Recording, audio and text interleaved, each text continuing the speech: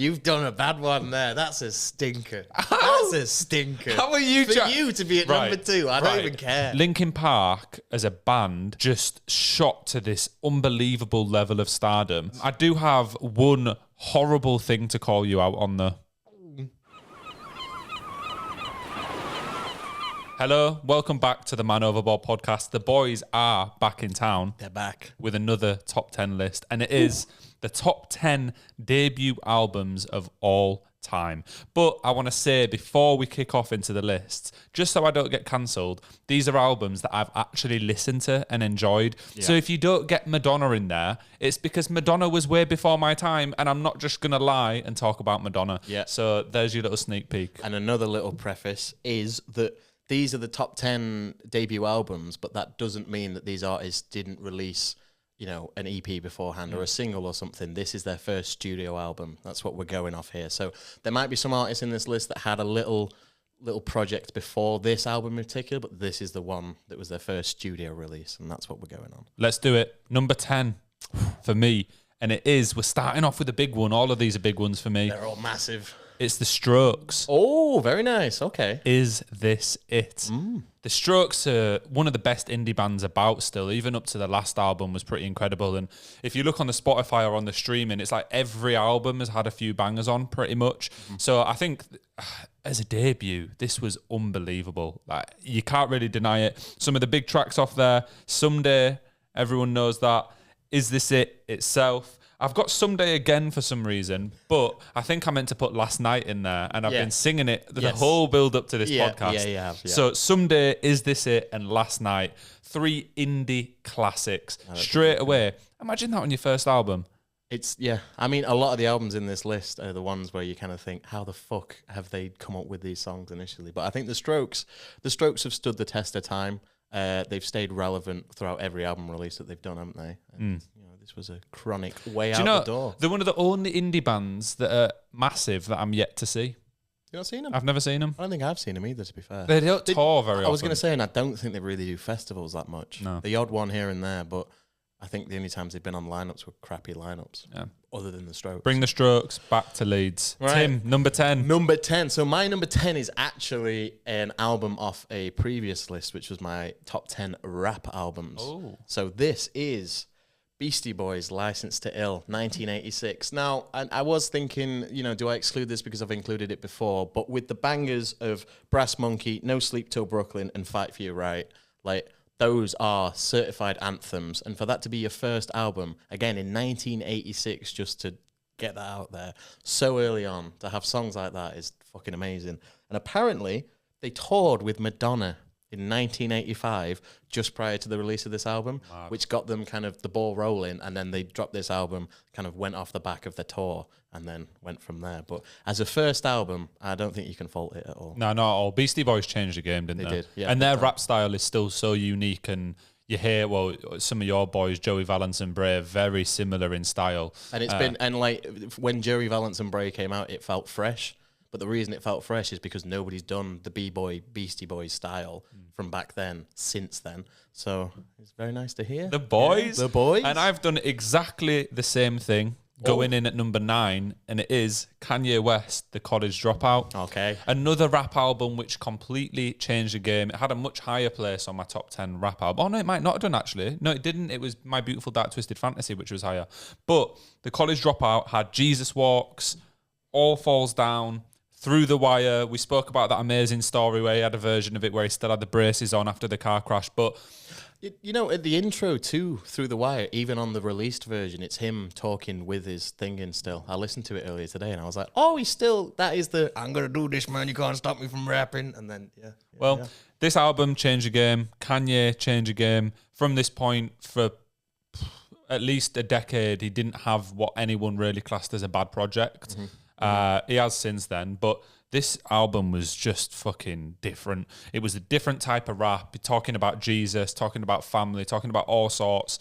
It was just mental. To add to like how well this album was received, I can't remember who it was. It was somebody at work, and I was just like talking about Jesus Walks. I was just going, Jesus Walks. And then they were like, that's a really great song. And it was somebody that I never expected to know that song in particular. And then I was like, do you like College Dropout? And she's like, oh yeah, that's my favourite album. And I was like, whoa, what the hell? Banger. But it just goes to show that, you know, it appeals to everyone. It does. To everyone. And Tim, does your number 9 appeal to everyone? It doesn't, no. So my number 9. This is where things get sticky. I can see it already. No, it's not at all. So my number 9 is System of a Down by System of a Down. So this was released in 1996. I think Rick Rubin might have been around then to help out with the tracks. I'm not sure if it was this album or a later release. But this changed the game entirely for kind of new metal and that sound, you know, corns and all that type of music. And when this dropped, you know, 98, was it? Yeah, 98, not 96. Before the big blow up of new metal, and you had like Serge Tankian was still being a bit weird. He had like a voodoo kind of style going on when they used to perform live. He'd have like a bone in his hair and like weird makeup on and stuff. They've gone a lot more normal now, but they're still just as crazy. So top 3 songs off this would be Sweet Pea, absolutely amazing track, Spiders, and then Sugar. Now, this album probably isn't for everyone, but in terms of what it did for the metal scene and everything like that, and for it to be somebody's first album and how well received it was, it's got to be in there. It's got to be in there. I can't lie, I can't really comment on System of a Down. Is this the album cover that's the Hollywood Hill with their name on? No, that was Toxicity, I think. Ah, is it? Well, that's the only one I've ever really listened to. This is the one that's a red hand. I think it's a red hand on the cover of it. I can't lie, I'm not sure, but I know they are pretty big, and I would imagine they had a massive impact because people still rave about them to this day. Yeah. So shall I go in at number 8? Let's get moving. I didn't like that face. I don't like that face. Number 8, Hobo Johnson, is the 1975 by the 1975. It's a pop punk classic. No, but the 1975's album, the first album, is self-titled, and I think when you look at British rock music or indie rock or whatever you want to put them in, indie pop, whatever it is, I think the songs from this album are some of the biggest from the last decade or two, and they've remained relevant even now to this day. This self-titled album is always like in top 10s in like vinyl sales, etc. People still love it to this day. But for the tracks, you've got Chocolate, which was, as much as I hate that track, that was fucking massive. Like, I'm a huge 1975 fan, and Chocolate isn't my favourite track, but it was fucking huge. Absolutely, yeah. Like, you could not go anywhere without hearing that song. Yeah. And then you've got The City, which was like the intro song for all the gigs for ages, and it's just an absolute banger. Robbers, which has got that boom, boom, boom, boom. It's got like a really iconic guitar riff. I probably know it, but I can't think off the top of my head. And I remember seeing the video loads when I was younger, where it's like they're robbing a gas station store, and Matty Healy's got a bandana around his face. And then I've actually got 4 for this one, because there's one more, which, again, it was huge all over the country. Everyone knows the words to this song, and it's Girls. Just girls, breaking hearts. Bum, bum, bum, bum, bum. You don't know that song? Not everybody in this country. Nah, you're lying. I think if you played it, no, but like with the last one, I think if you played it, I might know it. But anyway, I think as British rock music or guitar music goes, there's not been much bigger than this since it came out. Right, okay. And I think it's they have since become Reading and Leeds headliners. Yeah. They've headlined loads of festivals around the UK, selling out arenas, selling out Madison Square Garden, selling out a whole America tour pretty much. Very rare a British band does that now. It's difficult for British to break America. I think mainly because of the culture and the accents and stuff like that. It just takes a lot for it to be taken on. And this is the album that started that off, and this is the album which still has a lot of their biggest tracks on. So it's got to be in there for me. So you think that, when was this released? I think it was like 2014. Also, it was, really? I don't have the year on here, but yeah, I think so. That was such a high pitch, really? Just because I don't know, like, obviously I don't know that much about the 1975 purposefully. I kind of go out my way to ignore them. But I figured they were earlier than that. Is that really when they came around? Like 10 years ago? September 2013. Fucking hell. So this is what I mean. Like, they've blown this album straight away for a debut album to have Chocolate on it and stuff. just boom. I didn't realise the band was only 11 years old. Yeah. They'd released like a couple of EPs and stuff before this, and they'd been around for a little while. This is like their studio album, though. This is what then started getting them into the mainstream. And this is what I mean. It's still everywhere. Like if you go in HMV, it's still on the recommended. If you go anywhere, it's just massive still. I can't fault it. As much as I dislike them, I can't fault that. Oh, I thought you might beef me for that one. No, but Tim, no, man. let's move on to your number 8. Enough My Mighty Healy number love. 8, here we go. MGMT. Oracular Spectacular. So this was released in 2007, and I don't think anybody can argue that this shouldn't be on this list. It's MGMT. They, every album that they've released, they've had at least 2 bangers on them. I think they're one of those bands that is, I wouldn't say underrated, but I think criminally undermentioned when it comes to people talking about great bands and great music and bands that are consistent. Because I think MGMT are a very consistent band. Do you know what I think about MGMT? I think everyone knows the songs, but no one knows them. Yeah. Everyone knows the tracks, but no one knows what they're called. Yeah, that's it. Yeah. So the top tracks on this is Time to Pretend. Then we've got Electric Feel, and then we've got the banger that is Kids. Like it's just this first album. When this released, this was all over the radios. Everywhere you went to a leisure centre, you went swimming, you went to a club, anything like that, they would be playing at least one of these songs in their playlist at some point. And 2007 as well. Mad. Seems like a long time ago, but when you really think about it, it's not, it's... I have no argument with this album. I absolutely love it and completely agree. MGMT, I think they are quite underrated because even the newest album, they released one a few weeks ago, really good, but I didn't really see much about it. Yeah. But on this new album, they'd moved away from maybe trying to create a hit of any kind. They were just doing what they enjoyed. But what about her? Like, those 3 songs are on my playlist, and I hear them out and about all the time. Yeah, they're constantly about. I think they are just. I don't know. Did MGMT ever break other countries? Are they worldwide? I think so, but they're not English, are they? No, I don't think so. No, I'm not quite sure. I don't think they've ever broke massively ever. No. It's weird. It seems like the song, like you were saying, the songs are bigger than they are. Yeah. Like it's definite like FIFA anthems as well. Yeah. I seem to remember them doing O2 Academy in Leeds a couple of years ago and not even selling that out. It doesn't surprise me. It's weird that though, isn't it? I think it's one of them, but it's very weird. Was it them or was it Owl City?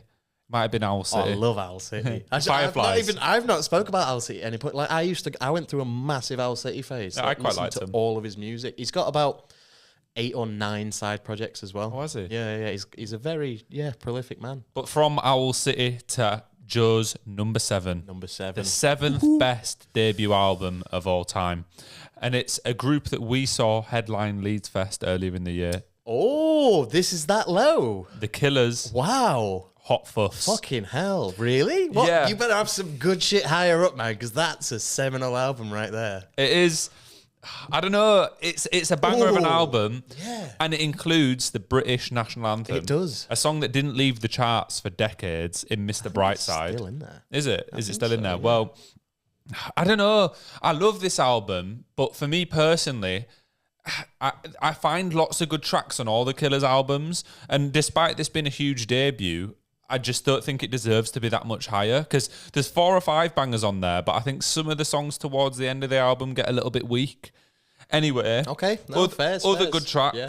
You've got Somebody Told Me, fucking big belter, and Smile Like You Mean It. There was 1 or 2 other massive ones on there, but I find the Killers really interesting because it was like when we seen him at Leeds Fest, we both said we kind of forgot how many big songs they actually have. Yeah. Especially in the UK, their songs in the 2000s and 2010s were just everywhere. Like songs like when we saw them live, it was when like Dancers came on and stuff like that. And you go, holy shit, yeah, this was the Killers. They've just got such a huge repertoire of absolute fucking bangers. It's called Human, by the way. Is it? Human. Not Dancers. Not Dancers. It's one of the two. Are we human or are we dancers? That's the question. Yeah, I think they let you choose the title based on I was trying to think then, like, why is that wrong? I couldn't quite work it out. The Killers, the next couple of albums were really good as well. I think the last 1 or 2 weren't as amazing, but still had a couple of decent tracks on. But as far as a debut album goes, it doesn't get much bigger commercially than this. That's why I'm surprised it's so low down. Like, I know this list is more. We've kind of put more opinion based into. I mean, the other ones I put opinion into as well, but this one my opinion's in it, but I've also included success of the album as a whole. Yeah, and to be honest, maybe if it was fully opinion based, this might be slightly higher. But I've gone for a mixture. Okay. We've gone for like a I'm- 50-50. You know, I'm interested because this. What- I mean, yeah. Well, anyway, we'll move on to mine. What have you got number 7? Number Tim? 7 is one that you've already did a little shout out to, and you're going to be really pissed off that it's in this list and it wasn't in the last one. It's Kanye West, his College Dropout, in at number 7. So bro's saying, this guy right here is saying this is the 7th best debut album of all time, but it's not in the top 10 rap albums of all time. Yeah. Well, it was an honourable mention. Oh, I'm going to call. I know was already I've got you this episode. It was an honourable. What do you mean you've got me? you. You've got me. You carry on about the College Dropout. I'll carry on about the College Dropout. All falls down. Jesus walks through the wire. We don't need to say much more than that. true. You've said everything that needs to be said. And I personally feel that as a debut album, this is a fucking phenomenal album. And it just, in terms of the top rap albums of all time, just missed the. It was in there initially. It was in my top list, but I had to move it to an honourable mention to include some other ones, just because I wanted to vary it up and piss people on TikTok off a little bit. So, you know, Fair enough. I'm going to do album. exactly the same with my number 6, because my number 6 is Oracular Spectacular by MGMT. Yeah. I think the reason, for example, that this gets above the Killers for me is because it was such a unique sound. It didn't sound like your standard band or your standard group. So there was a bit of something different there. So I think it deserves a slightly higher spot. But songs, Electric Feel, Kids, Time to Pretend, exactly the same. 3 all-time classics that just to this day live to be amazing songs. And I'd love to see these at a festival. Yeah, me Imagine too. seeing these in, like, I think a big tent. Fire. Yeah. Main stage, maybe not. Yeah. But a huge fucking tent. That'd be. That main stage, it'd have to be at night, I think. Yeah. I wouldn't want to see them in the middle of the day. Need lighting and They'd that. be It'd be higher cool. up anyway. So, Tim, who have you got at number 6, So my boy? number 6. So this is one that I enjoy the album, but I've included this because it felt like it needed to be in here due to the success it had. I think the songs on it do stand the test, and I think they're really good. But it is Oasis, definitely, maybe. This was released in 1994. So the songs I'm going with this is Cigarettes and Alcohol, absolutely huge tune. Supersonic, absolutely huge tune. Live Forever, absolutely huge tune. An honourable mention of Rock and Roll Star, absolutely huge tune. I'm surprised you don't have this higher. Why? Because it's potentially the biggest British rock album ever for a band that was selling out 200,000, doing the biggest gig in English history. Yeah, Nebworth. Yeah, absolutely insane. Yeah, this is a chronic album. This is, like, if this isn't included in your top 10 list, then your top 10 list is wrong. I'm just going to put it that way. But like I was saying, it's personally for me, I don't have that much of a connection with it. But I do think the songs on it are fucking amazing. So it's higher up than some, like, System of a Down, for example, because I know it's. You're like, you it's prefer bigger. System of a Down, but you appreciate Definitely. the Oasis. Yeah. So that's why that's coming at number 6. We're up to number 5. We are. I've got one here. He's raging through them. Raging through them. I've got one here that I think will surprise you. I don't think you would have ever predicted me having this on the list. I can't. Taylor Swift. No. Okay. But not far off. It is Ariana Grande. Billie Eilish. Oh, okay. Is it Ocean Eyes? Is that what it's called? When we all fall asleep, where do we go? That's it, yeah. So Billie Eilish, to me, we seen her at Leeds Fest last year and she was unbelievable live, and I didn't expect to enjoy her as much as I did, actually. But I remember I'd never heard of her, and then 2 months later she had 90,000 people at Reading and everyone knew every word to every song. Yeah. And I think she's an example of a new artist breaking through the internet as big as you can possibly break. If it wasn't for the internet, no one would ever hit that level of fame that quickly, really, unless you kind of got like all the TV stations and stuff behind you. Billie Eilish, instantly from this album, was just huge. Yeah. For a first project, it's very rare you see that. Some of the songs, When the Party's Over, big tune. You Should See Me in a Crown. You Should See Me in a Crown. Fucking sick beat as well, like really good. And then the last one, which is probably still her biggest song, is Bad Guy. Yeah, which But- just, that's such a track. First album. Yeah. Yeah. Mental, mate. Insane. So she released Ocean Eyes as a single or an EP or something before this one, but that wasn't a studio album. But I was watching a video about her the other day, and they were saying that kind of set the scene for her to, like, kind of step into this first album because she'd gained a bit of traction online. She'd got some people, like, listening into it. And then when she dropped this album with certified bangers throughout, that's when she fully took off on it. So. And even her new album's really good as well. She can actually sing. Well, it's a lot. I think she has to credit her brother a lot as Yeah. well, because he used to write tracks with her in mind. So he'd write the track and then just say, "Billy, you come in and sing this track for me." And I think later on down the line, she did influence the tracks a bit more with her own style. But initially, I think a lot of credit needs to go to. I think it does brother. as well, though. To be fair, Yeah. like she's always shouting him out, and he's on tour with her everywhere and stuff. What's his name again? I don't know. Finley. Finn, yeah, Is it Finn? Finn, something I think. Oh, I think so. Finster.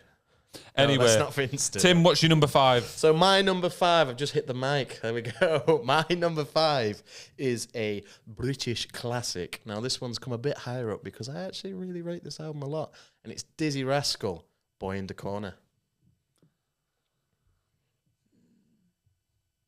You didn't have this in your rap list either. 2003. You didn't have this in the rap list either. So, what's your point? I'm so confused What's by your problem? your Why? logic is lost. Why? What's wrong Brother, with your that? logic is gone. How is it? So you're saying this is the 5th best debut album of all time? You didn't even have this as an honourable mention. I did. In my opinion, yeah. Okay, why? Yeah, okay. So, okay, why? Because it's got these 3 anthems on it for a starter. I love you. Absolute fucking destroyed the radio waves at the time. The fact that this was released in 2003 still blows my mind. Yeah, that is a bit wild. 21 years old, and this kind of music didn't start popping until late 2000s, maybe early 2010s. And these songs even, like, that would have released when, like, how old would I have been? Like, less than 10. I'd have been 3. Yeah, exactly. And I when still know you it. think about the songs that were released by like Skepta and JME and all that stuff, that was all in the 2010s, and you think that's the time for that music. You could have told me this was released then, and I'd have no idea. So And he was way only ahead of like his time. 16 as well, wasn't he, when he Something did this crazy. album? Yeah, something crazy. Anyway, and then you've got Just a Rascal. Can't not include that. He's just a rascal. And then Fix Up, Look Sharp. And again, another absolute fucking I hope banger. everyone enjoys our singing because I you get know. a lot of it at the minute. It has to happen. But this album, it set the path for grime artists in the future. And I think it's obvious by what we were just discussing there. And yeah, number 5. That's I what's don't coming in disagree. I think Dizzy Rascal's influence on the game, maybe by modern UK rap fans, is massively underappreciated. Yeah. The amount he did, not only with that first album, but then from that point, it continued having bangers. You got Bonkers, you got Holiday, you got Baseline Junkie. But that first album, fucking, yeah. Mm-hmm. Yeah, did something happen with him? Was he a bit controversial? Yeah, he got charged with hitting his wife It or was something. wasn't it? Yeah. Or a woman. So I do not back behaviour like that in any way, shape, or form. Yeah. But the first album was still good. Slapped. Yeah. Oh, whoa. Hold up. Joe, what's your number 4? Well, one we don't have to cover that much because you've already mentioned it. Ooh. And it is Oasis, definitely, maybe. Right. Similar reason it can't get higher is because I like a lot of the tracks off the album, but I actually think Oasis are one of the most overrated bands ever. So definitely, I can't disagree. Definitely maybe is one of the best debut albums ever because of the impact it had and how big Oasis were. But that doesn't necessarily mean that they are actually one of the best bands ever, in my opinion. No. Top tracks for me were Live Forever, Cigarettes and Alcohol, and Supersonic. I do think Liam Gallagher's got a cool voice. I will go see him at Leeds Fest. I don't hate Oasis, but I certainly don't love them either. Mm-hmm. And I think the last 2 albums were fucking gash. So here's the question. Do you prefer Liam Gallagher or Noel Gallagher in their solo projects? In the solo projects. So Noel Gallagher's High Flying Birds or just Liam Gallagher? Do you know, that's really difficult because I think Noel Gallagher's High Flying Birds, the first 2 albums, really good. Mm-hmm. I really liked Liam's first solo album. What was it? The Wall?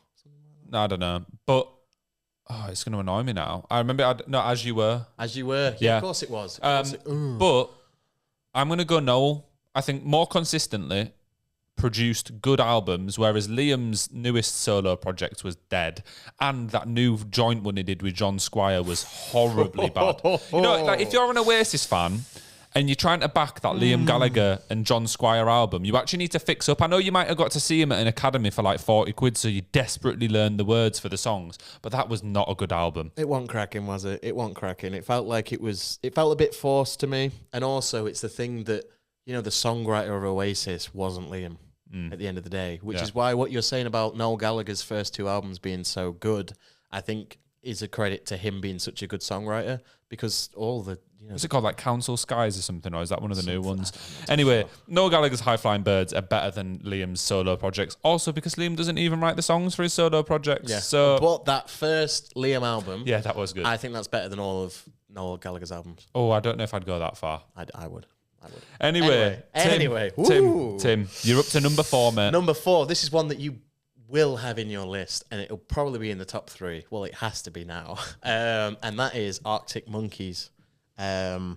Whatever people say I am, that's what I'm not. So this was released in 2006. And in the same way that, we spoke about all these other bands being so seminal and on the radio all the time, this transcended the radio and ended up in everybody's friend's fucking shitty little phone back in the day, Bluetooth to people, infrared when you used to have the phones next to each other, sending these songs to everybody. This album was fucking amazing. For anybody who can't quite picture the album in their head, it's the guy with the cigarette on the front, and that's clear enough. Then people know what it is. So, tracks off this, From Ritz to the Rubble, absolutely phenomenal. We got When the Sun Goes Down. There was that girl there. I wonder what went wrong that she had to roam the streets. I bet you look good on Dance Floor. That's the other one. Thanks, mate. I don't look that good, actually. I'm not a very good dancer. Pretty shit. But yeah, you are correct. Arctic Monkeys from this album just continue to pump out fucking classics as well. But it is super rare that there's a first album like this that just... like from top to... I can listen to the whole album from top to bottom. There's even songs in there like Riot Van that are slower and a bit different to the other tracks. And even those are fucking amazing. And I do think it's a lot kind of in the same way that, original Pirate Material by the Streets. It was kind of talking about British things in a British way, and just... They seemed like everyday relatable people at that moment in time, which is why it's really sad now when you think about the album and try listen to the new Arctic Monkeys album. You can see how much the money and the drugs and potentially the power has got to them in what they're producing now. I'm not actually that vexed at it. I just don't appreciate the music as much. Like, I feel like if I got millions of pounds over the next 20 years, I'd probably be different in 20 years. Of course you would, because you're not living on a fucking council estate in Sheffield anymore. But that doesn't mean I can relate to it or appreciate it as much. Yeah, I think the last project that I would class as good is probably AM. And I think after that was when they fell off massively. But AM, and it's like every album up to AM was bangers, bangers, bangers. And then after that, Alex Turner just turned into a bit of a poncy twat, didn't he? Yeah. Kind of took the reins himself, and it went in a weird direction. And they've not... I honestly thought they were going to come back, but they've not. They've just carried on going that way. The thing that annoys me about Arctic Monkeys isn't the fact that they've gone in a different direction. It's the fact that they changed all their old songs when they were performing them live. I was just about to get to that. When I seen them last year, I seen them a couple times, and every time you couldn't sing along with the old bangers that you've been listening to for years. I was there with my brother. We grew up on those old Arctic Monkeys albums, and he's there singing them at half speed, changing 505 so people don't even jump around to it anymore. Like, fair enough, you've got a new direction now, but I'm paying big fucking bucks to come see you perform your songs. I suppose, perform them how you want to perform them. They're the band. Yeah, but I'm paying the money to see them perform them how they fucking put them out. I honestly didn't think you'd do an impression then. I thought your voice had just gone. No. I know you're fucking... No. Fuck me. The other thing with this is I think that if they were going to do the little twisting of the old songs and do like a reimagining when they do it live, do what the Killers did. Do your little intro to whatever the fuck it is, and it's all weird, and it's a bit spacey, and it's a bit, experimental. And then kick into the actual track how it's supposed to be played. Even if you just do verse, chorus. Just something it's to a part give of it, that at to least. because that's what the fans are there for. And I'm here for the top 3 debut albums. We're into the big boys now. So these top 3 have to be really fucking good or really fucking personal to you. And for me, all 3 are pretty personal. I'd say 2 of mine are. And no, I'd say 2 of mine are personal, but one of them was commercially crazy. I think number 3 for me is probably the most personal. Okay. And it is Linkin Park. Hybrid Theory. Oh, number 3. Number 3. Number 3. So these top 2 have got to be good for that to be number 3. They are. Hybrid Theory, for me growing up, was like the 2000s. If I had the TV on any music station, don't matter what one it was, MTV, Kerrang, whatever it is, Hybrid Theory was on. Mm-hmm. My family, my dad, my brother, Hybrid Theory was on. And Linkin Park as a band just shot to this unbelievable level of stardom, and they had a lot to them. Wasn't just the music. Hybrid Theory kicked things off. They did a reimagined version of Hybrid Theory with loads of like different people on that was unbelievable. Some of those tracks went into Collision Course. They had a really cool art style. They had really good music videos, a bit of rap, a bit of metal, a bit of rock. Just what a band. What a fucking band. Top tracks from Hybrid Theory. In the end, you still hear this now everywhere. Everywhere. Any alternative style night out, you'll hear that song. A slightly heavier one, Crawling. I rate that track. And I'm not that into heavy music. I've had enough of you singing this episode. I can't help it, man. They're all bangers. The third one, and maybe one that you wouldn't expect, is A Place for My Head. Oh, yeah. Boom, boom. Yeah. Boom, boom, ka-kong. It's that one, isn't it? I think so. You're confusing me now. You just keep... Yeah. So this album has to be in the top 3. Yes, it does. And it is. And I'm surprised that you put it in at number 3. What's your number 3, young So Timothy? my number 3 is self-titled Rage Against the Machine by Rage Against the Machine. So this was released in 1992, which I couldn't believe. That's fucking crazy. And this album changed everything, I think, personally. When it came out, this was the very start, I would say, the precipice of new metal, and kind of including rap and, you know, that kind of like thoughtful style of lyricism, including with some very ragey backing music that made for this kind of huge, angry, rage-filled, like, come on, fucking do it. It was just fucking unreal. And when I first heard this album, I remember just thinking, like, I don't even know. Like, it just blew my mind, because there was so many, like Tom Morello's insane guitar solos, the crazy noises he does with his guitar, the drummer, the fucking bass lines on it are absolutely insane. And I think I know maybe, you know, 90% of this album on bass, purely because of how fucking fire it is. So top 3 tracks for this for me would be Bomb Track, which is the opening fucking song for their first album. That's insane. And then we've got Know Your Enemy. Yep. Fucking seminal. And then the one that became Christmas number 1, I think in like 2009, 2010 or something like that. Killing in the Name Of. What an album, brother. Do you remember that BBC performance where they asked them not to swear, and then they just started saying, fuck you, I won't do what you tell me? The band whose song says, fuck you, I won't do what you tell me, you asked them to play that song and not to swear, when the lyrics are, fuck you, and they didn't even expect them to do it, because it took them like 30 seconds to even address that it was happening.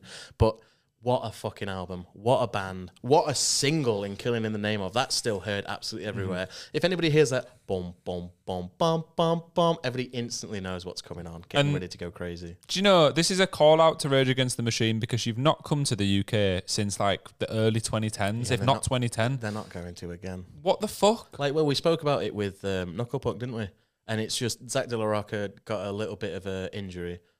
What's that face for? Knuckle Puck episode. No one knows about that. Sneak peek. Matter. There's a little sneak peek. It true. If somebody's listening to this, they deserve a sneak peek. If Knuckle Puck up this next. Point, Knuckle Puck up next. But it is Zach De La Rocca. He's a bit of a self-centered guy, I think. He's not really that self-centered, but he'll pick and choose when he wants to do stuff. And if you can't get him on side, then it's not going to happen. Which is why we ended up with the other side band with Be Real and what's it? Prophets of Rage, which was Rage Against the Machine with different frontmen. The thing is, I like Rage Against the Machine, and I think live they'd be incredible. And I don't disagree with this album or even the placement of it, but I just think it's a shame that they didn't continue. Like, they have this really good message a lot of the time, and kind of against political parties, and then can't even be friends with themselves. Yeah. Or like, we'll rage against the system, but we can't even make up with our mates that we're making millions of pounds with. Yeah. So, you know, I respect them, and I deeply considered putting this on my list. Also, the bassist was one of the first people in like a big position to have blackout tattoos. So he was one of the people that forefronted that. And who was it recently who copied that style? Was it Machine Gun Kelly? Little Machine Gun Kelly. Oh, he's got that new Sad Boy album coming out with Trippie Redd, and I'm not prepared. Oh, no, yeah. I will not hate on Machine Gun Kelly most of the time. I think that Tickets to My Downfall was good. A few of his rap tracks are pretty good as well, but I have a real bad feeling that this album with Trippie Redd is going to be atrociously bad. I've heard some snippets, and the snippets, albeit I am not a fan of MGK, were listenable. So I The thing don't know is, what to expect. I'm not actually afraid of MGK's input. I'm afraid of Trippie Redd's because last year he pumped out like 4 garbage albums in a row. I think maybe he was just getting out of a contract or something, you would imagine. But There's one Trippie Redd song I really like, and it's with Diplo. I can't remember what it's called, but it's it fucking is. But I don't think it was Trippie Redd that wrote it. My second best debut album of all time. Well, no one cares about Trippie Redd because he certainly wouldn't make it on this fucking list. But in at number 2 is Guns N' Roses' Appetite for Destruction. What the fuck? What? What the fuck is this? Why? Why? Why? Yeah, why? Because when I was doing a little bit of research and then I looked at this album and I thought, I know a lot of these songs and this came out fucking decades ago. It's still massive. It shaped the way rock was going at that moment. You've got Paradise City. Bro, I remember that was on Burnout Paradise. Yeah. And I was bumping that song all the time. You've got Sweet Child of Mine. Everyone, it's mental. Welcome to the Jungle as well. Guns N' Roses, for this to be a debut album, and it's still their biggest tracks, is fucking insane. We've seen them headlining Glastonbury. Like, was it last year? Yeah. I don't know. Yeah. I don't know. Guns N' Roses were either headlining or were somewhere on Glastonbury last year. Bro's voice has gone a little bit. Axl Rose is a fucking menace. But they still put on a pretty good performance overall. Was he on time? Yeah. Oh, wow. Yeah, you're going to be for Glastonbury, aren't you? Well, not necessarily, no. But I think that this has got to be in your top 10 debut albums. Like, I think it has to be. And I think you're still going to have it in there. No, I don't. You don't have it? No, why would I? Oh, bro. You can't say to me that out of the top 10 albums of all time, this is one that would be at number 2. That's rogue. You've surprised me. You've really surprised me. Yeah, but for you, your list. This is your list. Yeah, it is. And I do genuinely love those 3 songs. Those 3 songs, though. Yeah, but I said it's a mixture. You've got to sometimes appreciate a little bit how fucking huge that was. And when I say it, I actually genuinely did last year when they were headlining Glastonbury, watch the full thing live on BBC. Because I was like, oh, it's Guns N' Roses. I know them. Yeah. Me and one of the boys was about going to see them when they did a stadium show not long ago. So it's not like a weird one for me to have. It is. It's not really weird because it's massive. I couldn't think of a time where I've even heard you mention Guns N' Roses. No, I wouldn't because it's one of those old bands. Like, but for number 2, that's rogue. Yeah. You've done a bad one there. That's a stinker. That's a stinker. How are you? For you to be at number 2, I don't even care. You cannot call me out. I can. You cannot call me out. We don't talk about the previous list for having Guns N' Roses, the huge Appetite for Destruction at number 2. That is a completely valid pick. Yeah. All my other picks have been relatively personal, and this one has a personal twinge. I do love those tracks, but it's just got to be in there. It's got to be. Because I'm not putting Madonna and the Beatles and stuff in there. Oh, no. No, I don't expect that. They technically should be, but I don't listen to those tracks, so they're not going in there. I don't know them. I do actually know these tracks. 2, though. Yeah. And you put Linkin Park at number 3. What's your number 2? My number 2 is The Killers' Hot Fuss. Number 2? Number 2, yeah. Oh. Yeah. Yeah, it fucking is. Which is why I was so surprised how high up you put it, because of how big the tracks on this album are. But do you think that The Killers' Hot Fuss had as big an impact as Appetite for Destruction? Like, metal music and rock music wasn't like this. Yeah, fucking I know. blew it up. Yeah, this helped. Yeah, to set the course for metal music and all that stuff. Yeah, definitely. Yeah, and they're still headlining festivals to this day. To put them at number 2. Yeah, they deserve that. I don't know. I don't know. But number 2 for me is The Killers' Hot Fuss. And the reason for that is because of how big the tracks are. And like we were saying, when we saw them at Leeds Fest and they just kept coming out with bangers and bangers and bangers, the amount of those bangers that were from this first album, it's crazy. It is just crazy. And the songs I've gone for was Jenny Was a Friend of Mine. Oh, I do love that track. And that's the opening track. Yeah, it is a banger. And I forgot they did that. And it was one of those songs that I knew, but when I heard it live, I was like, what song is this? Why do I know it? Like, I don't understand why. And then somebody told me, and Mr. Brightside, the chart topper, with an honourable mention of Smile Like You Mean It, same as yourself. I just think this, in terms of UK impact and, like fan impact, maybe not so much on music as a whole, but in terms of the reception that it had from fans and the reception it had from the general public, this is a fucking amazing album. It is. I obviously had it in the list. I've got no complaints. Yeah, and it's still up there. Like we say, it's still in the charts. It's kind of akin to 1975's, but it was released 10 years before it, and it's still up there. So I rate it. Yeah. All I'm going to say is, though, like you called me out for Guns N' Roses. Up to Leeds Fest this year, I had never once heard you mention the Killers. What do you mean? You would never say to me, "Oh, have you heard this Killers album?" Never. What? I like the Killers. I like it. Don't just because you've come with the roguish shout. No, that's not a rogue shout, though. Okay, it's not. Well, what's number one? Because this better not be fucking roguish shit. Number one for me is Mariah Carey, Kylie Minogue. It is the Arctic Monkeys. Yeah. Whatever people say I am, that's what I'm not. I think personally for me, growing up, this album, I remember it being on my iTunes on my PC. I remember having it on my iPod. I heard it everywhere. I love the Arctic Monkeys. I waited until I never got to see them until I was like 19, 20, and I was so excited. They were just everywhere constantly. A Yorkshire band as well, which kind of gives you a bit of a special connection to them. As you say, in-betweeners tracks, everything, they were just fucking everywhere. Yeah. And I'm a bit disappointed at the live performances now. I already did that rant once, so we won't do it again. But for me, on this album, I Bet You Look Good on the Dance Floor. Everyone loves it. Mardy Bum, everyone loves it. And a bit more of a rogue shout for me is Fake Tales of San Francisco. A bit more of a funky track. I really like that one. But yeah, I think personally, the best debut album of all time. This is the thing with that album. I genuinely struggle to pick 3 songs from the track list because top to bottom, it's just good. Fucking phenomenal. It's such a good album. And I'm ready for your number one now, Tim. What is the best debut album of all time? Linkin Park Hybrid Theory, and I don't want to hear nothing. And you can't really argue it because I think you probably had an idea to put this at number one yourself. Yeah. And I don't think it can be argued. This is possibly one of the most influential, listened to, known albums of that genre that there is. And the reason it's number one for me is because I resonate with it a lot. And like we say, this list has got a lot of opinion in it. So this is my opinion. It's my opinion! And so the songs that we're going to go for here... What? You look like that duck when you did that. That duck? Yeah. All right. And the top tracks on this... He's on the arms as well. Oh, carry on. Sorry. Look at that. It's sick, isn't it? Yeah, man. Ignore the duck. Yeah, man. Get that Japanese on. We've got A Place for My Mind, One Step Closer, and In the End. Is it A Place for My Mind? I put A Place for My Head. Oh, maybe it is Head. Oh, it is Head. I've written Head. Well, I'm happy. What do you mean, that song. no head? I'm happy that out of the whole album, you picked one of the roguer shouts that I picked because it is a belter. It is a fucking belter. Yeah, and I saw this download 2014 in full. Obviously with Chester at the time, and it was fucking phenomenal. I think that was possibly my first festival that I'd been to as well. What an experience. What a get, like that. It was, and we weren't even that far back. Like when you're at a festival, the best way to describe it was the flat bit with the crowd on it. We were just where the hill starts, kind of thing. So you got a bit over the crowd at the front. You could see everything. You could see him running around, and it was around the time they'd released Hunting Party.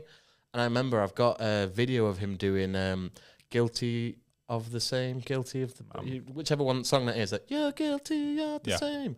And at the time, I didn't know what that song was. And years later, when I went back and listened to that album fully, The Hunting Party, I went back and found that video, and I went, oh my God, I saw this before it even been released. And I love that song now. It was such a cool experience. I really enjoyed that. I'm super jealous of that one. And obviously I kind of already went in on Hybrid Theory, so I won't talk about it too much more. But I do want to say that I think Mike Shinoda would be one of my top 10 podcast guests we could ever get. Yeah. Like Mike Shinoda, if you hear this, fucking hit us up. Mike Shinoda, come on. I would cry a real tear if you came on, brother. I would, yeah. I really would. He's such a down-to-earth guy as well. Like when you see him on his streams, and like he listens to people's music and gives feedback and helps people produce stuff on his streams and stuff like. He's such a nice guy. But Tim, I think that was a pretty good list. I think we both had decent lists. I do have one horrible thing to call you out on though. So, you had Boy in the Corner. Yeah. And The College Dropout on your list. I did. Remind me, did either of those make it in your top 10 rap list? No. What Nas project was in your top 10 rap list? Illmatic. Wasn't that his debut album? Yeah. That doesn't really stack up, does it? Does it not? The album that was like the third best rap album of all time, a debut. Yeah. Correct. That's not in your top 10 debut albums. No. But 2 rap albums that aren't even in the top 10 are in your top 10 debut albums. Tried to switch it up a bit, you know. I couldn't Brother. I could not have Illmatic in my list again. So if you want to hear my honourable mentions, guess what? Illmatic's in there. So fuck you. I just didn't want to put it in the top 10. I just didn't want it to come in again. I'm just saying. Honourable. Get fucked. Honourable. Get fucked. Honourable mentions. Yeah, here we go.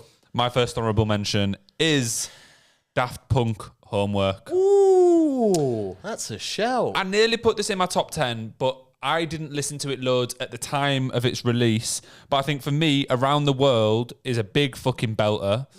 And Daft Punk were really unique at that point, but I prefer some of the later songs. That's why I didn't include it in my list. But you had Around the World and Homework were my favourite 2 songs off that album. And I think as an electronic music duo, they went on to do huge things, and this album at the time was massive. So as a debut album, doesn't really get much better.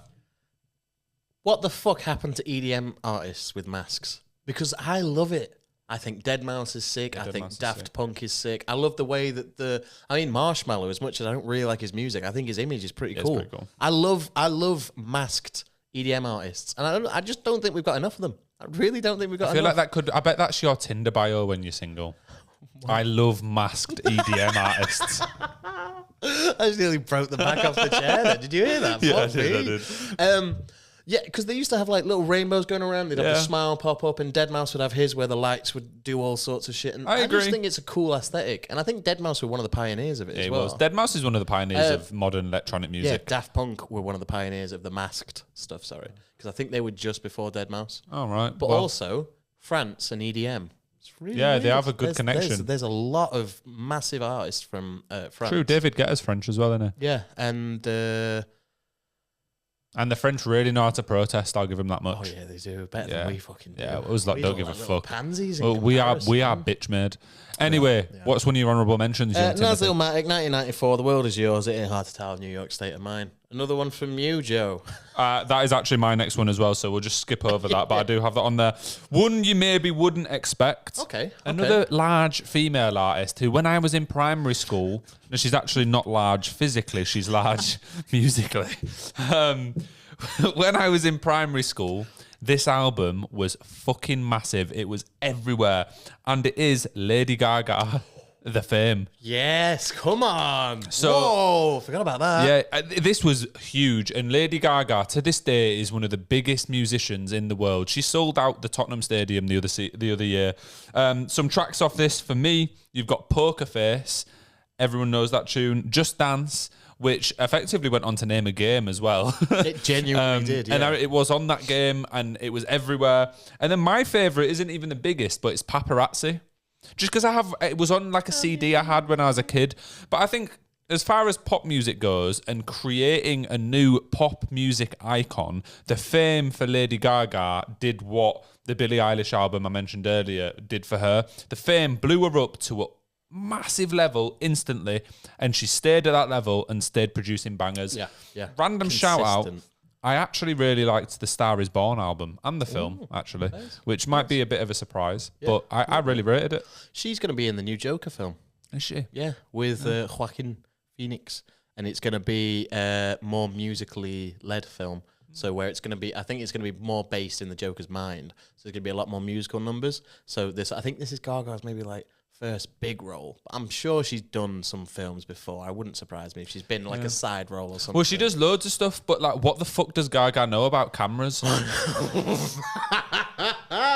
Did you know her name's from in the same way that we named our podcast? What? It's Radio Gaga by Queen. Oh, is it actually? Yeah. Oh, that's pretty cool. She really liked that song, so she went with Lady Gaga. Have you got any more honourable mentions? I've got 2. So we'll go with the first one, which is Eric B. and Rakim, Paid in Full. This was something that should have hit the rap list, really. But me personally, I didn't really listen to it that much. So I thought, I'm going to put it in there. But in terms of debuts, this cannot be doubted as a fucking fantastic album. For the time that it was released, it changed the game. We'll go with the songs of I Ain't No Joke, I Know You Got Soul, and Paid in Full, featuring Marley Marl. There's a second There's 2 tracks on this album called Paid in Full. On the album called Paid in Full. But they're separate tracks at different points in the album. It's weird. Very strange. And have you got any more? Or do you want me to just do... You go with yours and I'll go mine. I've got one more. Oh, true, okay. So I'm going with Gorillaz by Gorillaz. 2001. Easy shout. You've got 2000s. Boop, boop, boop, boop, boop, boop, boop. Although people know the Soul Child remix more than the actual original. Right. Although the original's got more listens, I think if you were to play the remix, I think that got more radio play. Okay. And then there's Tomorrow Comes Today and Clint Eastwood. Do you know why I couldn't include Gorillaz on my list? Because as much as it's a debut album, because... It's technically not. Yeah, he was already massive with Blur, wasn't he? Yeah, but this wasn't... He was massive with Blur, but I don't think it really had that much of an impact on Gorillaz. No, it will have done, though, because he'll have known all the equipment, had it all, known all the recording equipment and the best producers and everything. Like, I'm not saying it's not an achievement, it is, and Gorillaz is completely different to Blur. And I really like the art style that they went with as well. Oh, yeah. And that's one of the most unique things about them. So that's really cool. But the reason that I don't have them anywhere on this is because I thought, well, it's a debut album, but is it really? I did have that because it was going to be in my top list. And then I moved it out of there because I thought, no, it's not really his first ever work. But I think as a first release from an artist, I think it fucking stands the test of time. Yeah, really good, 10 out of 10. I'm not against it. And my last one, I saved it till last because I think people care about it at least, but I care about it a lot. So I think one of the best debut albums of all time is Cub by Wonderhorse. Ooh, you love Wonderhorse. And I think a lot of the albums we've mentioned in this list make it there because the artists or the tracks have gone on to become massive and become really big, like the 1975, for example. And Wonderhorse are at a similar level to the 1975 were after their debut album in terms of like touring size. And obviously it's hard to say because tracks like Chocolate have blown up massively since then. But I think Cub will be looked back at as one of the best debut albums of all time. And I think it is already. Tracks on there for me, Teal, Epilogue and Leader of the Pack are all absolute belters. To be honest, I can listen to the whole album from top to bottom and they're all absolute belters. You've got Girl Behind the Glass, you've got Purple. Every song is amazing. And I think when they do another album and it blows up, and I think it will, people are going to start looking at that and going, that is a belter of a debut album. And I just think they're going to be massive. I was going to say, because they're yet to pop properly yet, yeah, they're big enough, like academies big enough. Yeah. Maybe not even like proper academies, like second academies in Manchester or whatever. But I just can't see them not being massive. Do you know when you see a band live and you think, yeah, these lot are going to fucking do it? Mm-hmm. And they've been co-signed by some of the biggest acts. They supported Sam Fender at St. James's Park. They supported Foles on one of the UK tours. They're getting like all the festivals and stuff. And they've just got like a really good image. I just think they're going to be huge. Definitely there is some bands that you look at and you think they're going to pop. I think it's going to be a shame if they don't for me. Yeah. Because I think they deserve it. With the music that they produce, for me, it's like a modern day grungy British rock band that they've got great riffs, broken sing, and I just think that they're going to be huge. And if they're not, I'm going to be sad. Yeah, fairs. Big ups to Wonderhorse. I can't really comment on it too much. I don't know too much about them. I just know that you love them, so they must be somewhat decent. Wonderhorse released a new album. Release it, boys. I don't know who you are. Should we go over a quick recap of the lists? Yeah. So, my top 10. I'm going to stop it.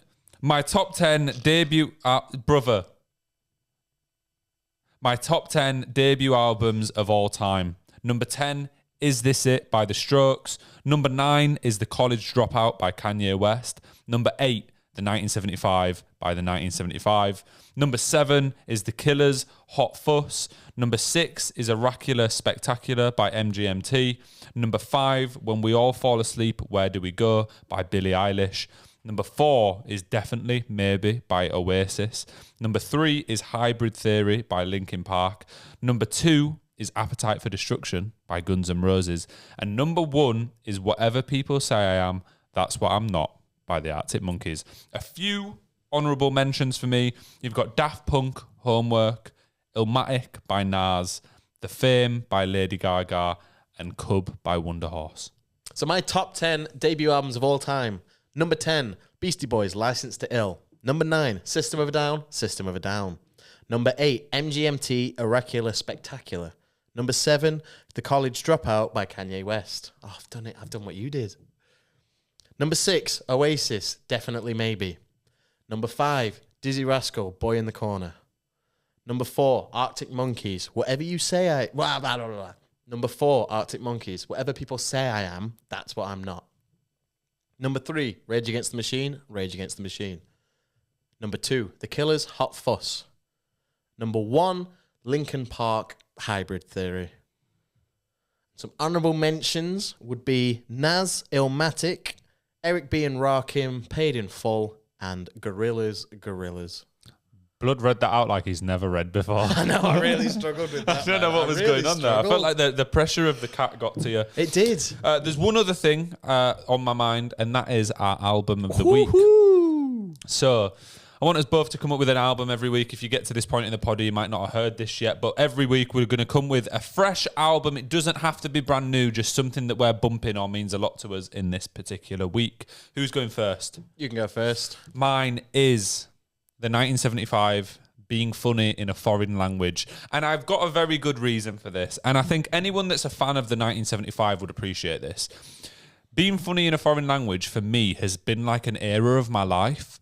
And it's come to an end now. The 1975 did their last tour date around this album in Amsterdam like a few days ago. And it kind of made me a little bit sad because I originally saw them do songs from this album and like kind of on this tour when they replaced Rage Against the Machine at Leeds Fest. Ooh. And from that point, I've then seen them at Leeds Arena multiple times in Manchester, New York, Parklife. I've seen them around the world and with different people creating different fun memories. And I've listened to this album non-stop since. And obviously they did about 8 songs from the album at the start of every show as well. So it's like you got to hear it loads of times. And it just feels like a bit of an end of an era. And I've bumped it a couple of times this week. And it's just a little bit sad. Like, do you know when I relate so many memories to that album now. Mm-hmm. And there's tracks that like me and my friends have bonded over and like a lot of people that I know love. And I've seen them live and sung along, and it's just a bit sad that has come to a close now. And that Being Funny in a Foreign Language era is done. So that's why it's my album of the week. So you're going to stop listening to the 1975 now? Or? No, that never happens. No, that never happens. Right, okay. I actually ordered today their Madison Square Garden vinyl. I think that's a good shout, though. I like that. I like that you've done that. From a recording of the show that you would have been at? No, it's a different one. Right, but it's still Madison Square Garden. You went there twice anyway, so I think I like that. That's good. That's good. And it's just, it's weird because with the 1975, their favourite album for me prior to this was probably Notes on a Conditional Form. And a lot of people, it's not their favourite album. But for me, it was because I related so many things to it. And then when the new one came out, I didn't like it quite as much. And I thought, no, well, I still preferred the last one. But now that I've seen it so many times and it's been a couple of years and I've got memories with it again, I'm like, all right, well, maybe that's one of my favourites now. Mm-hmm. But there was songs at first that I didn't like that I now love. Mm-hmm. It's weird. Yeah, I mean, you tend to find that with any artist, even artists that you love. You go, oh, I'm not really feeling that track. And then when you come back to the album, those tracks that you weren't feeling, you listen to more than the tracks that you were feeling because you're tired of those tracks. And you go, oh, I forgot about these bangers on like this album. Yeah.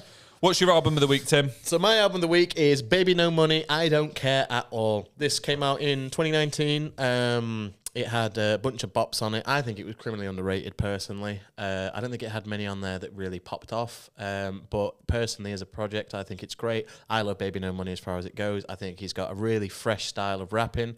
I think his beats are amazing. He has great producers on his tracks, and he's got very fun beats. And recently, he's been going on a little tirade of collaborating with a lot of internet personalities. He did a song with Smosh, and he's just released a song with Moist Critical. And you know, he's an internet guy. He had like a RuneScape theme to one of his tours one time. Like his website was RuneScape and all this stuff. And he's just a big nerd basically. And I think this album is fucking ace. I've only heard of him when you've mentioned him, but yeah, maybe it's one I should check out. Yeah. Actually, one thing I wanted to touch on. And that is, I want to maybe get your opinion, but I want to give mine a little bit as well. Right. It is the newly announced Bludfest by Yungblud. He has announced his own festival, and it kind of got the internet in a bit of a pickle, shall we say. Yeah, we shall say that. A bit of a pickle. Yeah, but the internet got very worked up about the fact that Yungblud announced the festival. It really wasn't that funny, bro. In a bit of a pickle is a pretty standard, really pretty standard way. Yeah. Anyway, The announcement of Bludfest really got people... Fest. Bro, what the fuck? What is Pickle Fest? Right, come on. Sober up. Young Pickle.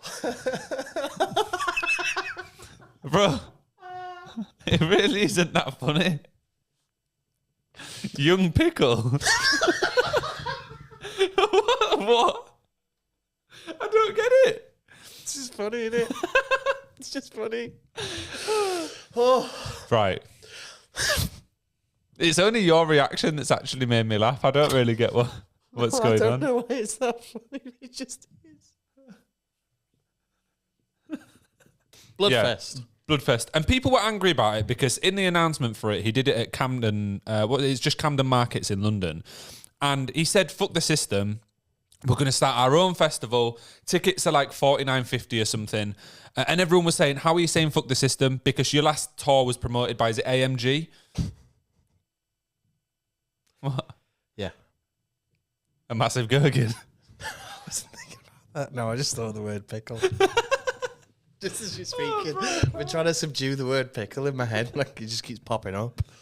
Yeah, his last festival was promoted by a massive company, basically. Yeah, but why does that impact what he's doing now? Anyway, so I kind of take a middle ground with it, right? Because I saw the whole Yungblud Matty Healy beef about a year ago now. We talked about it on here. And to be honest, I do think that Yungblud stands for the most morally obviously things to stand for. Mm-hmm. Like, don't be a homophobe, don't be a transphobe, don't be racist.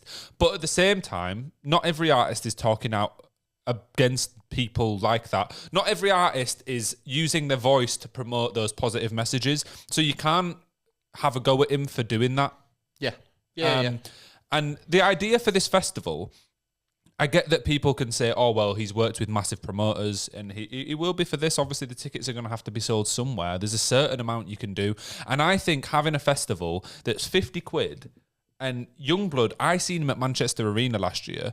Just for that ticket, it was 50 quid. Mm-hmm. So if you've seen him, there's like Lil Yachty, Soft Play, Nessa Barrett, all really big artists, all very good artists as well. Mm-hmm.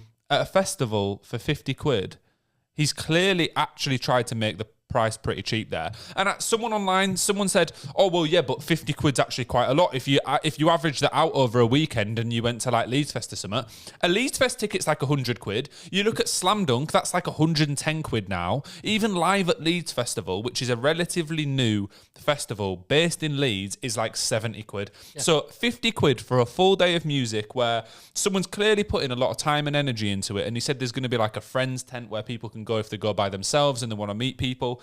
I don't get why anyone's hating on it. The whole like hating on Yungblud thing, it feels a bit stale to me now. Yeah, so I used to not really be a fan of Yungblud, and the reason why I wasn't a fan of Yungblud, just to clarify, I like the guy now. I don't have any issues with him. Initially, he came out the gate, he seemed very arrogant. He seemed very kind of up himself in a way. Not like posh and whatever. He just seemed very me, like I'm important. Listen to what I've got to say, which I can understand put a lot of people off. The other thing being his fucking god-awful accent, which a lot of people will dislike and automatically go, well, Yungblud bad because his voice is annoying.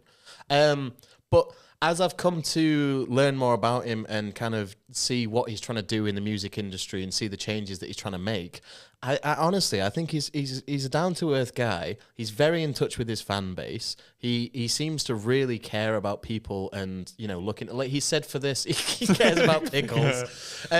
He said for this festival that he's going to make sure that he actually, like, invests in really good security rather than it just being some random rinky-dink £200 a person security. And...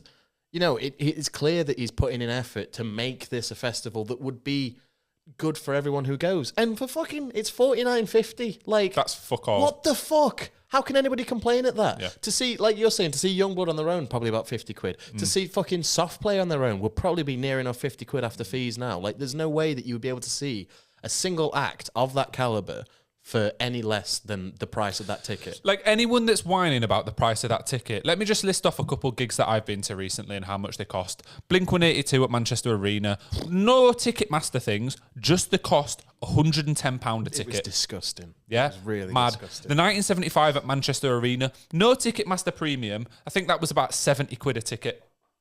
And they also say that they try to keep the prices down as much as possible. Well, get this, bowling for soup and Less Than Jake at the Refectory in Leeds was near enough 50 quid. This is what I mean.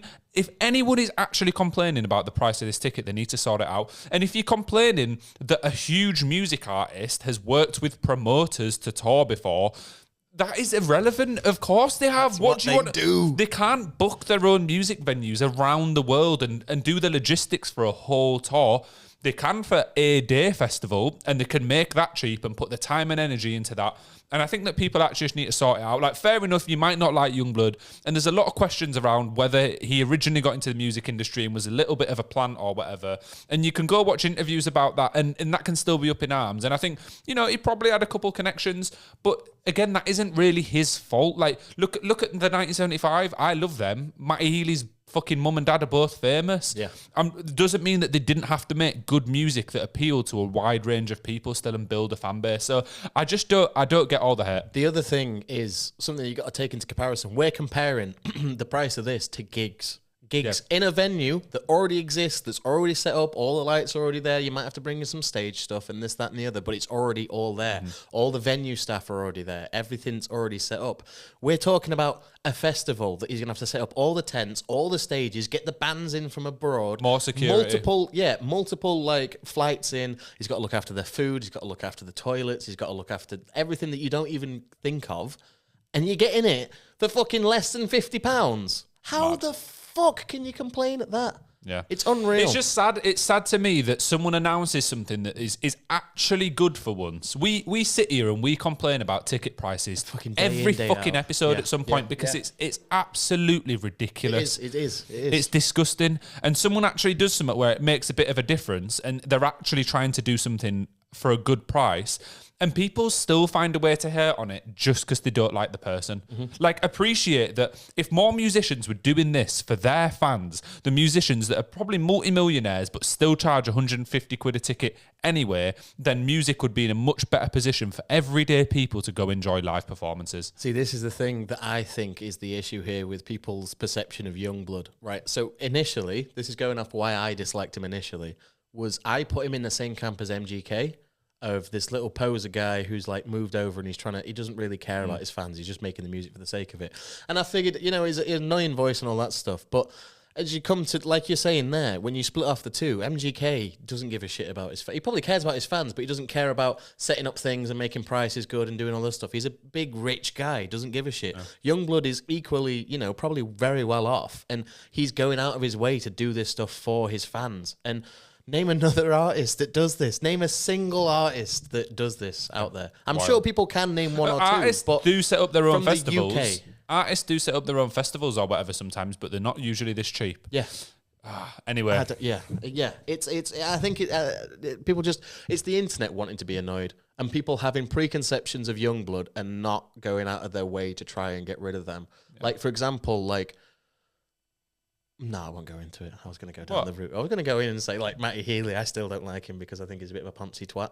Whereas with Yungblud, I didn't like him in the same way that I didn't like Matty Healy. But I've come to learn that actually, no, he is actually a pretty down-to-earth kind of guy. No, and I don't disagree that Matty Healy does and acts in a certain way, but I think a lot of it is an act. Oh, no. And I also think that he's won, and the reason I respect him is because he actually cares about, like, what he believes in, he clearly believes in and cares about and he's willing to spend a lot of money on. Like, I seen the other day that there's a venue in just outside of Manchester called Night and Day Cafe. And they were trying to shut it down because, like, one of the flats above had complained that it was keeping them up and causing them stress. So the city council got involved and were going to shut the venue down. And Matty Healy offered to buy the flat for like double what the person paid for it, so that the venue didn't go. That's good, which is cool. Yeah. And then also just the fact of, like, I feel like he does actually stand up against homophobia, etc. Like, don't get me wrong. He's a funny guy as well. Yeah, he is a funny guy. No, but I don't get the hate for him. I don't get why people. I know he does say some dumb shit, but it's not like actually It's not bad. outrageously done. No, it's not like Kanye bad. Yeah. And then the things that he does believe in, he does genuinely back most of the time. A really interesting one. This happened in the reel the other day. I was talking to somebody about the 1975, and they were saying, "Oh, I can't listen to that, not because of Matty Healy. I saw this one video of him, and he was saying something really horrible, and his band had to cut him off." And I was like, I got it. I said, I've had that. I said, I know. I said, no, you don't understand. I said, that's just what he fucking does. I said, that's a bit. That's him being. And they were kind of like, I saw their opinion changing in their head when they realized it was supposed to be a joke. They were like, oh no, that's actually quite. Yeah. So yeah, I'll give him that. He's a funny guy. I'll give him that. Yeah. Well, I think that brings us to an end of this episode. I hope you enjoyed the ranting and the pickles. Yeah, and the pickles. All the pickles. I hope you want a gherkin after this. But Knuckle Puck will be next. We mentioned it earlier in the episode. And we've got a couple of other guests coming up. We've got a couple of really cool guests coming up. Oh, I'm quite excited. We've got some good ideas for episodes. Big month. Subscribe, rate us on Spotify, follow us on Spotify, and tell your best friend about us because we need it. We do. Thank you very much for watching. Peace. Bye-bye.